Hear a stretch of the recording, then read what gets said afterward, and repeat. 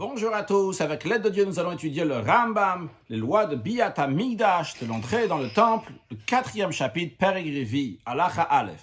Rappelez qu'à la fin du chapitre précédent, on a appris que quelqu'un qui est impur, il n'a pas le droit de rentrer dans le temple. Et on a appris que si quelqu'un est rentré dans le temple dans un état de pureté et il est devenu impur, il doit tout de suite sortir et il ne doit pas s'attarder dans le temple. Maintenant, le Rambam nous dit, Tameh she'avad bamikdash, un Kohen qui était dans un état d'impureté, qui a officié dans le temple, chilel avodato, le travail qu'il a fait, le service qu'il a fait dans le temple est profane. Vechayav mita bidei shamayim el avodato, et en plus, il est passible de mort. Quand on dit chayav mita, et dans la suite aussi, quand on dit chayav mita bidei shamayim, on ne va pas expliquer à chaque fois, ce qui est passible de mort par le ciel, c'est-à-dire par les mains de Dieu, non pas par le tribunal. Afalpi shelosha, même si ce Kohen-là ne s'est pas attardé lorsqu'il était dans un état d'impureté dans le temple. On a vu à la fin du chapitre précédent que quand il est dans un état d'impureté, il doit tout de suite sortir. Ici, c'est pas attardé, mais il a fait un service, il a officié dans le temple sans s'attarder. On verra dans l'Acha Gimel comment est-ce possible de faire sans s'attarder un service dans le temple. Eh bien, il est passible de mort. Chez Nehemar, car il est dit, Vinazu mikotche bnei Yisrael, qui se gardent des saints du peuple juif, lo yichalelu et shem kodeshi, et ils ne vont pas profaner mon nom sacré. Un réseau Hazara, ça c'est une mise en garde, la Oved Betuma pour le Kohen, qui officie dans le temple dans un état d'impureté. Ça, on sait donc c'est l'interdiction d'officier dans un état d'impureté, d'où on sait qu'il est coupable de Mita bidei shamayim. Ola lano Omer, parce que plus loin ailleurs il est dit, ou metubo ki chalelu. Là-bas ça parle de fait de manger de la terouma, de la dîme dans un état d'impureté. Et les mots qui sont employés, c'est qu'ils vont mourir qui chalelou, quand ils vont profaner. On a la même expression de chiloul qui est dit à propos donc des saints du peuple juif, le verset qu'on vient de voir, yechalelou et shem kodeshi, et l'expression de yechalelou à propos de la terouma. Donc ma chiloula amurkan. De même que la profanation qu'il dit ici, donc à propos de ceux qui mangent de la terouma dans un état d'impureté, c'est mita bidei shamayim, sa punition, c'est qu'il est passible de mort par le ciel. Afkan, ici aussi, dans celui qui a officié dans le temple dans un état d'impureté, mita bidei shamayim, c'est le mort par le ciel. Le Ram nous dit que toute transgression, donc tout commandement négatif sur lequel quelqu'un a transgressé, il est coupable de mort par le ciel, eh bien, il reçoit malkout, les 39 coups de bastonnade. Donc, malkout, c'est à la place de mita bidei shamayim. C'est-à-dire que s'il a reçu mita bidei shamayim, il a reçu le malkout, à ce moment-là, il n'aura pas mita bidei shamayim, il n'aura pas la mort par le ciel. Halacha bet. Afal pishim avad betuma. Bien que s'il a officié dans le temple dans un état d'impureté, volontairement, il était conscient qu'il était impur. On l'a même prévenu. Et il a dit qu'il est conscient, il y avait des témoins. Et no chayav vedin ela malkut. Donc, il est coupable de quoi? Il est coupable de malkut. 39 coups, quand il va sortir du temple, il va aller dans le tribunal. Mais quand même, bien que ça c'est la loi, echava kohanim, ses frères, les kohanim, lo ayu mevimoto lev bedin, ne laissez pas le temps de sortir et de l'amener jusqu'au tribunal là-bas le juger. Et la motzi notolachutz, il est sorti à l'extérieur du temple, potzim et mocho biyadan, et il lui brisait le crâne avec ce qu'ils avaient dans la main, et on ne les empêche pas de se comporter d'une telle manière à ses frères les Kohanim. Comment est-ce possible qu'il ne va pas s'attarder dans le temple? S'il s'attarde dans le temple, il est coupable de karet, de retranchement. Et là, on dit, il ne va pas s'attarder dans le temple pour être coupable de retranchement. Il sort du temple, mais tout en sortant, il a officié quelque chose, il sera coupable de mort, il sera passible de mort par le ciel. Comment est-ce possible? Le Rambam dit tout simplement, par exemple, si c'est devenu impur en étant dans la Hazara, dans la cour du temple. Et en effet, donc il est sorti dans le chemin le plus court, comme il se le doit, on a appris dans le chapitre 3. Ou Bitsiyat, Thomas a sorti, Ayatsino Biyado, il avait une sorte de fourche comme ça dans sa main. Et il a retourné un membre d'un sacrifice qui se trouvait sur le feu de l'autel. Et par cela, avec Kerev Srefato, il a accéléré sa combustion de ce membre. Eh bien, pour cela, il est coupable de mort, il est passible de mort par le ciel. Parce que le fait d'accélérer quelque chose dans le temple, eh bien, c'est comme s'il avait officié là-bas dans le temple. La même loi que nous avons vue à propos de quelqu'un qui est impur et qui a officié dans le temple, de même aussi pour quelqu'un qui était dans un état d'impureté, qui s'est déjà immergé dans le bain rituel, mais le soleil ne s'est pas encore couché, ce qu'on appelle un dvulium. Et donc, il a officié avant que le soleil se couche, ce qui était interdit. Eh bien, avodat psula, lui aussi, donc son service est invalide. Et il est coupable de mort par le ciel. On apprend ça de ce fait que le verset dit ils n'ont pas profané le nom de leur Dieu. Par tradition, on a appris que ce verset-là, chez Zohazar, c'est une mise en garde pour le Tvulium, celui qui s'est immergé dans le bain rituel et il n'y a pas encore eu le coucher du soleil, qui a officié dans le temple, Shadain Tameu, il est encore considéré impur. Shennemar, d'où on sait qu'il est encore considéré impur parce qu'il est dit, où va Hachem, je vais taire, le soleil va se coucher et à ce moment-là, il sera pur. Miklal, on en déduit de là, que bien qu'il s'est déjà immergé dans le bain rituel, mais tant que ce soleil ne s'est pas couché, Shadain Lotar, il n'est pas encore pur. Ça, c'est en ce qui concerne le Tvulium. On a déjà appris dans le chapitre précédent qu'il y a une notion qui s'appelle Mechousa Kippurim, c'est-à-dire que même après qu'il s'est immergé dans le bain rituel, et le soleil s'est déjà couché, mais il doit encore amener un sacrifice, s'appelle Mechousa Kippurim, ça qui manque d'expiation.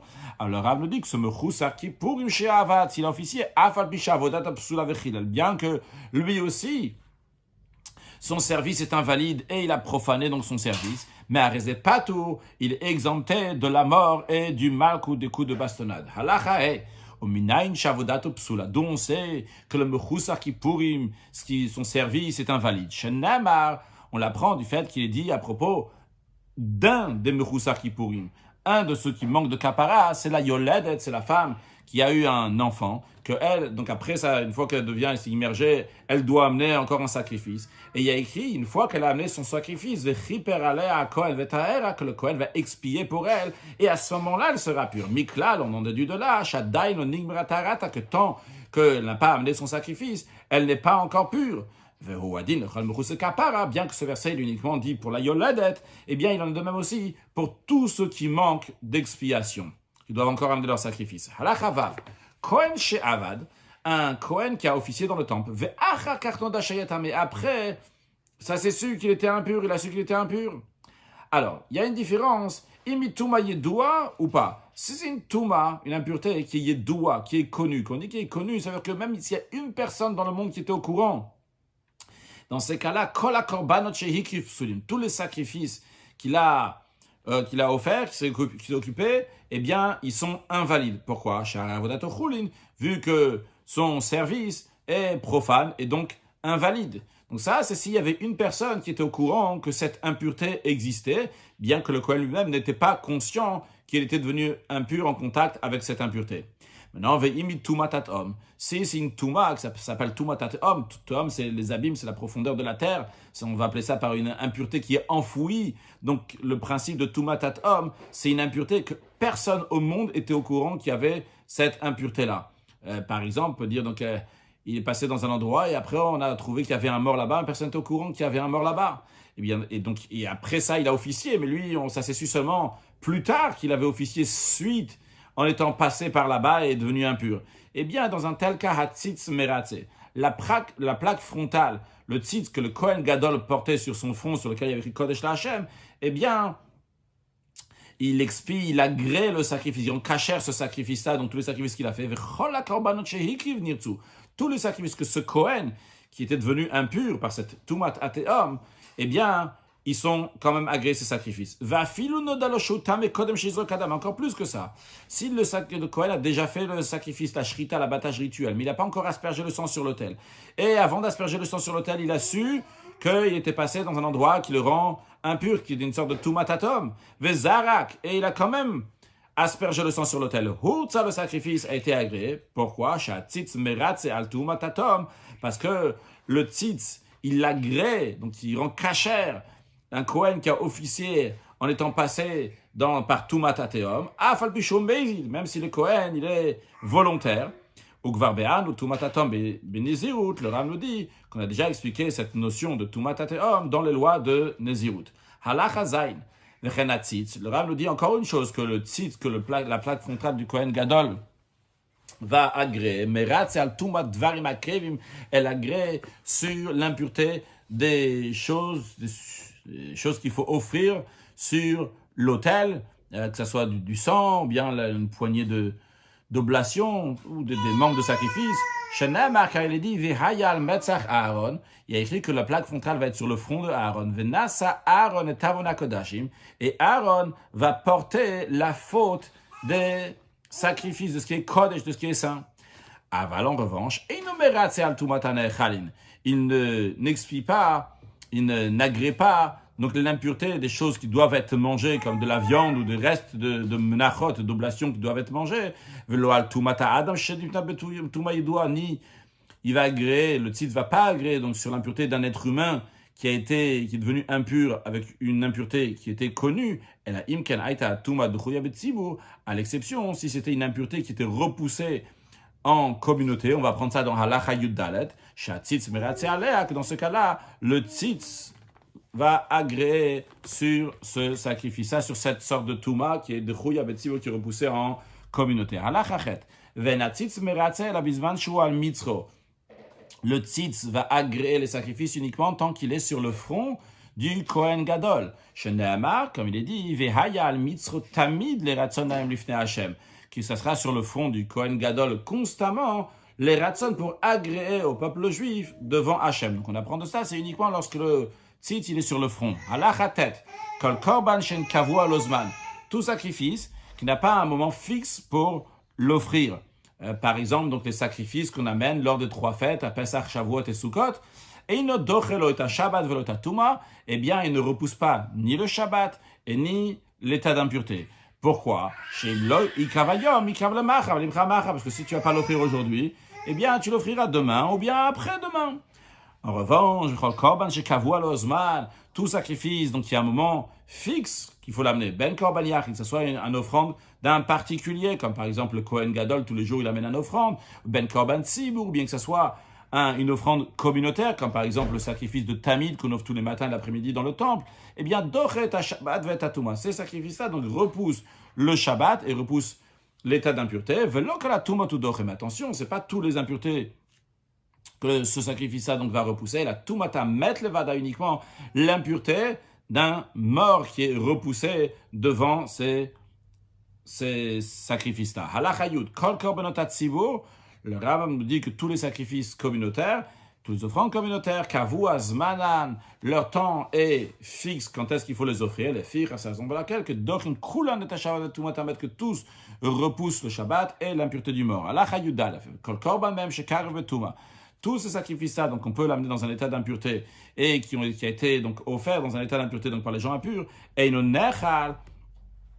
il n'est pas mangé. Même les gens purs donc n'ont pas le droit de le manger, bien qu'on a le droit de faire le sacrifice dans un tel état, mais on ne peut pas manger le sacrifice. Et la maktir menu dvarim aruim, les aktara, on offre sur l'autel les choses, donc les membres, etc., qui sont aptes à être offert sur l'autel, et le reste, donc qui convient à être mangé lorsque c'est offert dans un état de pureté, mais en l'occurrence, vu que c'est un état d'impureté, et on ne peut pas le manger, eh bien, nisraf, on va le brûler, comme tous les autres kodashim, donc viande sacrificielle, qui est devenue impure, qu'on les brûle. Halacha yudbet. Keitzad dochin et tatuma. Comment, de quelle manière ça repousse l'impureté? Et le Ram répond, voilà, si ça arrivait le moment d'amener ce sacrifice-là, donc un sacrifice qui avait un moment fixe, et la majorité du public pour lequel on offre le sacrifice, ils étaient impurs parce qu'ils avaient été en contact avec un mort. Ou bien que le public était pur, mais les Kohanim qui s'occupent donc d'amener le sacrifice, eux, ils étaient impurs parce qu'ils étaient en contact avec un mort. Ou bien que et le public et les Kohanim étaient purs, mais les ustensiles de service avec lesquels on fait le sacrifice, les ustensiles étaient impurs parce qu'ils avaient été en contact avec un mort. Comme par exemple, imaginons que les couteaux de shrita pour faire l'abattage rituel étaient impurs parce qu'ils étaient en contact avec un mort. Eh bien, quand même, Arazeya, c'est Betouma, dans tous les cas qu'on vient de citer, les 3 cas qu'on vient de dire, eh bien, ça, on le fait même dans un état d'impureté. Et aussi bien les impurs et les purs, même la minorité qui est pure, va s'occuper du sacrifice avec ceux qui sont impurs, et tous ensemble vont rentrer dans la cour du temple. ceux qui sont impurs avec une autre impureté. On a dit dans Halakha Tet qu'uniquement ceux qui sont impurs en contact avec un mort, ceux qui sont en contact avec d'autres impuretés, qui comme par exemple un homme qui a eu un écoulement, une femme qui a eu un écoulement, donc une femme qui a eu un écoulement donc, au moment de sa menstruation qui est une nida, et si c'est pas au moment de la menstruation, c'est une zava, ou tmei sheret, donc ceux qui sont impurs parce qu'ils sont en contact avec un des 8 reptiles qui sont morts, que la Torah dit qu'on est impur, ou neveila, donc un animal qui est mort, donc qui rend impur aussi, vekayet sabam, ce qui est semblable en tous les cas, donc c'est pas une impureté de contact avec un mort, c'est une autre sorte d'impureté. Tous ceux qui sont impurs de telle manière, loïtas kubo, ils vont pas s'occuper du sacrifice. Le kansu lazar, ils vont pas rentrer dans la cour du temple. Bien que, et de toute façon, le fait dans un état d'impureté. Et si ces gens-là qui étaient impurs avec une autre sorte d'impureté que celle du mort, ils ont transgressé intentionnellement et ils ont fait le sacrifice ou bien qu'ils sont rentrés dans la cour du temple. Ils sont coupables de karet, de retranchement pour le fait d'être venus rentrer dans le temple dans un état d'impureté, ou mita à la voda. Et si donc ils ont servi, eh bien, officier dans le temple, ils sont coupables donc de mort mita b'dei shamaim, pour le fait d'avoir officié dans le temple, chez l'onitret et la tumatamed bilvad, parce que quelle sorte d'impureté est repoussée? Uniquement celle du contact avec le mort, mais pas les autres impuretés. Halakha Yud Gimel, ou Pesach Sheba Betuma. Le sacrifice de Pesach, qui vient dans un état d'impureté, comme on vient de mentionner dans l'Halakha Yud Bet. V'dachaku Tmemet, et ceux qui étaient impurs en contact avec un mort, et ils sont poussés, V'nichnesu la Heichal. Ils ont le droit de rentrer dans la Hazara, dans la cour du temple. Il y a la cour du temple, mais après, il y a le Heichal. Le Heichal, donc c'est déjà une étape qui est plus loin, comme on peut voir ici. On a la Hazara ici, donc ça c'est ce que le rabbin appelle la Hazara, cet endroit-là. Et là, ce qu'on voit ici, cet endroit-là, ça c'est le Heichal. Donc ils ont le droit de rentrer ici pour le sacrifice, mais ils n'ont pas le droit de rentrer là. Mais imaginons qu'ils sont rentrés là, dans la Hazara, et après ils sont poussés, il y avait du monde, ils sont poussés, ils sont rentrés dans la Hazara ici. Alors là-bas, ils n'ont rien à faire là-bas pour ramener le sacrifice. Eh bien, quand même, ils sont exemptés, donc ils ne reçoivent pas mal de 39 coups de bastonnade. Bien qu'ils n'ont pas le droit de rentrer dans le Heichal. Ils ont eu la permission uniquement de rentrer dans la Hazara, dans la cour. Là-bas, on fait le sacrifice de Pesach. Quand même, ils ne reçoivent pas Malkout. Pourquoi? Du moment où sur ces gens-là, on ne lit pas le verset, c'est-à-dire s'applique pas le verset qui dit qu'on va les renvoyer du camp. La preuve, c'est qu'ils peuvent rentrer dans le camp de la Hazara. Ils peuvent rentrer là-bas. Vu qu'ils peuvent rentrer là-bas, ils sont pas tours, bien, ils sont exemptés, bien que ce n'était pas nécessaire pour eux de rentrer dans le Heichal, mais c'est la même Kedusha, la sainteté donc de toute la Hazara, c'est le même niveau, on l'avait déjà appris dans le chapitre précédent, donc c'est le niveau de Machane Shrina. Halakha Yudalet. À rappeler qu'on a déjà appris dans le passé qu'il y avait des mishmarot, des corps de garde.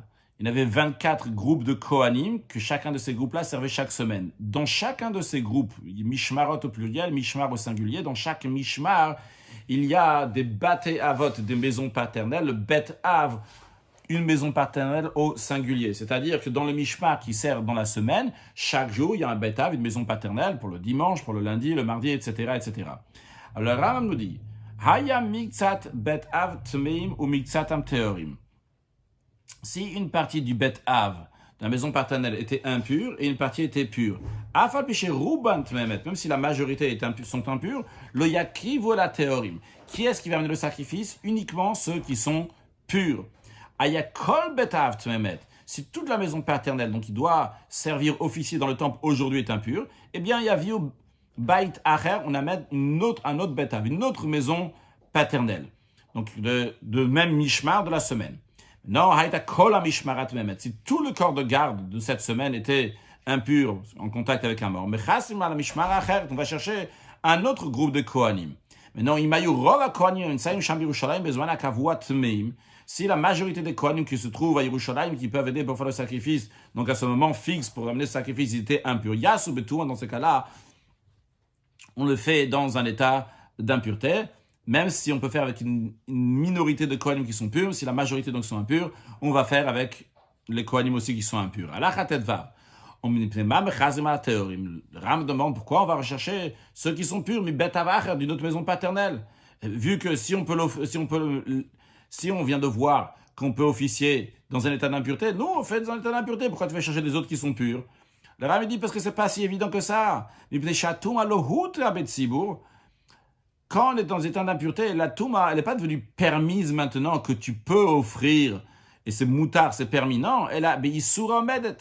L'impureté, elle rend encore interdit le fait d'offrir des sacrifices. Seulement quoi? Elle n'est pas permise, mais elle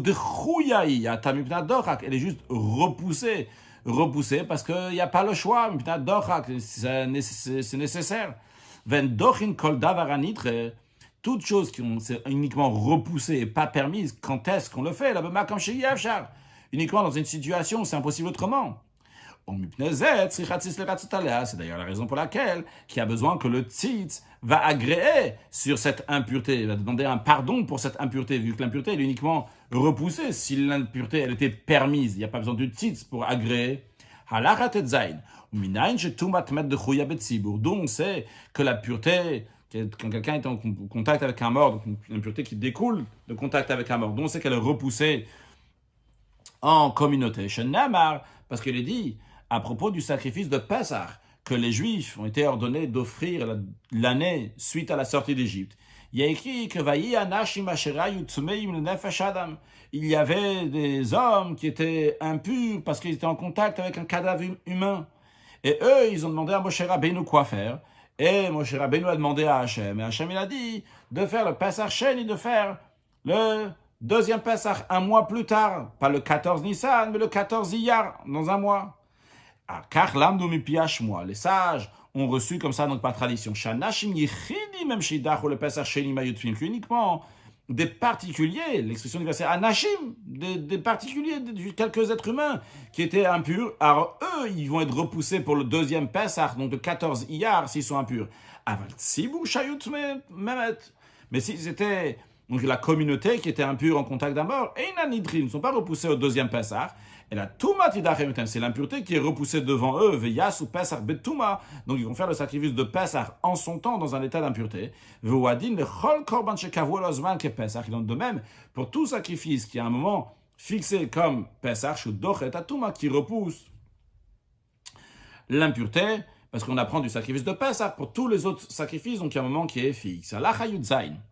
Le Ram nous dit, ce qu'on vient de dire à propos du sacrifice de Pessah, cela est dit explicitement dans le verset Shenem Hasham. Il est dit là-bas à propos du sacrifice de Pessah à l'époque du roi Chizkiyahu. Chizkiyahu, c'était le fils de Achaz. Achaz était un grand rachat, il s'est mal comporté, et le peuple juif se comportait mal. Et Chizkiyahu, il a fait une teshuva, il a fait faire teshuva à tout le monde. Et Chizkiyahu, il a envoyé des lettres à tout le peuple juif qui se trouvait en Eretz Israël, leur disant qu'on va faire le Pessah ensemble cette année, comme il se doit pour le faire. Et on nous dit qu'il rabat Bakal Ashaloïd Kadash, où il y avait beaucoup de gens dans la du peuple qui n'avaient pas eu le temps de se sanctifier, de se purifier. Ve'alvim al-shritat apsachim lechol lotar. Et les Lévites, eux, ils s'occupaient de faire l'abattage du Pessah, de tous les gens qui ne sont pas purs, qui marbita'am, parce qu'une grande partie du peuple, Rabat Mephaim, Menashe, Issachar ou Zvulun, donc beaucoup qui étaient donc de Ephaim, Menashe, Issachar, de ces tribus-là, de ces 4 tribus-là, Lohiteharu, ne se sont pas purifiés. Et on voit que quoi? Que le sacrifice quand même a été fait, le sacrifice a été amené, bien que les gens pour qui on amène le sacrifice de Pessah, donc n'étaient pas purs.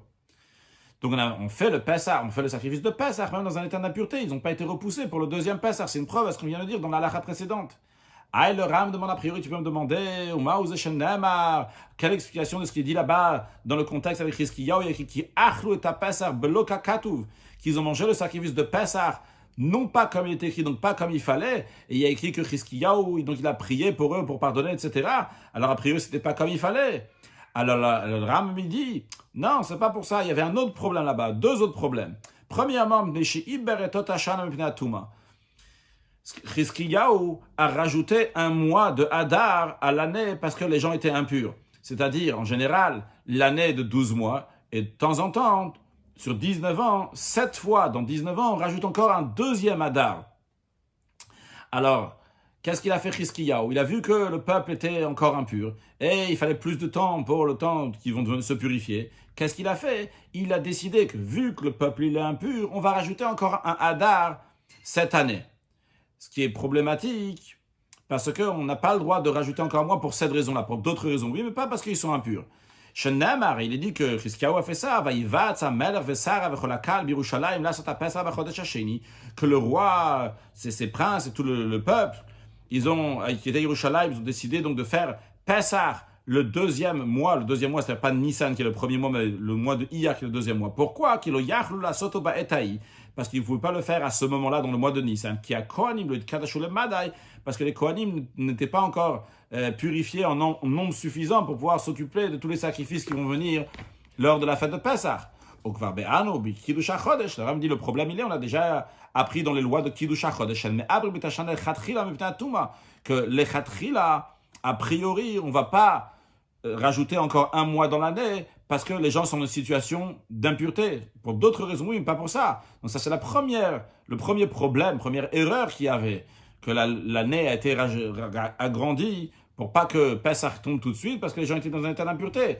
Et un deuxième point, la Chayotred, encore une autre chose il y avait qui n'a pas été fait comme il fallait, chez Iber Chizkia Melech et Hashanah B'yom Shloshim Shel Adar, que le roi Chizkia a rajouté encore un mois de Hadar, alors qu'on était le 30e jour du premier Hadar. Chez Raoul Yod Rosh Chodesh Nissan, le 30e jour du mois de Hadar peut être le premier jour du mois de Nissan, parce que le mois de Hadar peut avoir seulement 29 jours, et dans ce cas-là, le 30e jour du mois de Hadar sera le premier jour du mois de Nissan. Et quand on était déjà dans le 30e jour de Hadar,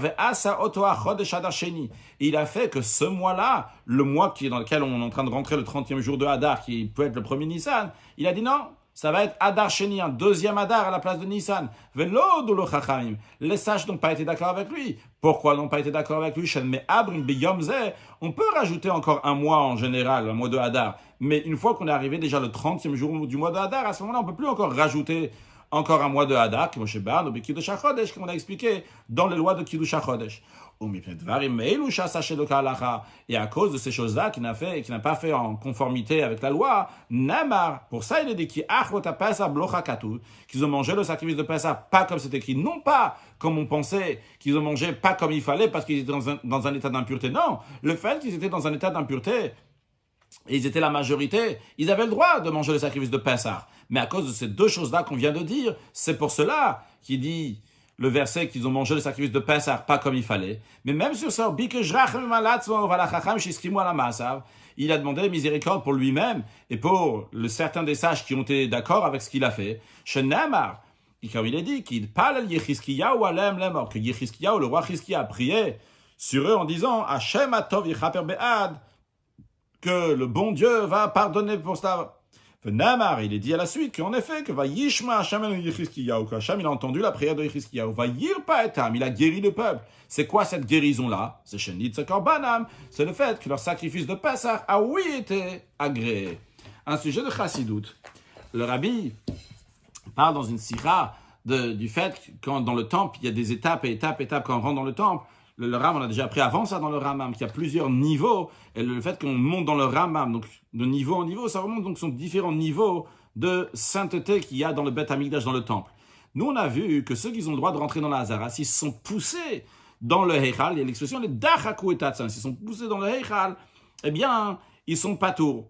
Alors le Rabbi explique ça dans le sens spirituel, qu'est-ce que ça veut dire? C'est que les Juifs, ils sont unis tous ensemble, et ils rentrent dans l'endroit le plus saint, dans le Beth Amikdash. Et bien qu'ils sont dans un état d'impureté. Mais le fait que Dachaku, ils sont tellement ensemble, il y a tellement de monde, qu'ils se poussent les uns les autres, dans le sens pas qu'ils poussent l'un l'autre, mais il y a beaucoup de monde, ils sont très poussés. Eh bien, ça dévoile la hardoute du peuple juif. Et par cela, le fait qu'ils sont tous poussés ensemble, eh bien, ça fait que même ceux qui sont dans un état d'impureté, eh bien, ils s'élèvent, ils arrivent à un niveau qui est encore plus haut, au même niveau de Kodesh HaKodashim, parce que s'ils rentrent dans le Heichal, la Hazara est plus bas que le Heichal. S'ils rentrent dans le Heichal, ils sont arrivés dans le même niveau que Kodesh HaKodashim. Le Kodesh HaKodashim, c'est l'endroit le plus saint, qui sur le plan spirituel, ça représente la Yichida Shebenefesh, le niveau de l'âme dans lequel le juif est entièrement uni avec Akadosh Baruch Hu, qui unit tout le peuple juif, justement par la hardout. On dévoile la Yichida qui est dans tous les juifs, et par cela, tous les juifs, ils s'élèvent, que Dieu fasse, que très prochainement, on va voir, lors de la venue de Mashiach, comment Yisrael, comment Dieu et le peuple juif sont une seule chose, et comment cette union-là qu'il y a entre Dieu et le peuple juif fait qu'il y a une union extraordinaire entre tous les juifs avec la venue de Mashiach. Now, excellente journée.